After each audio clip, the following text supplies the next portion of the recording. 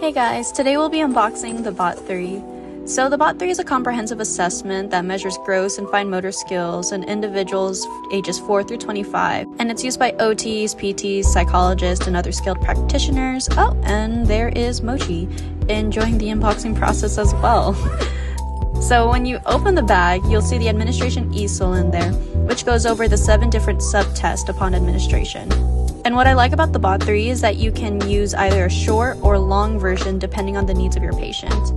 I had a privilege to be an exam scorer along with Sonia, Abby, and Zach, shout out to y'all, and Pearson shipped to us our own Bot 3.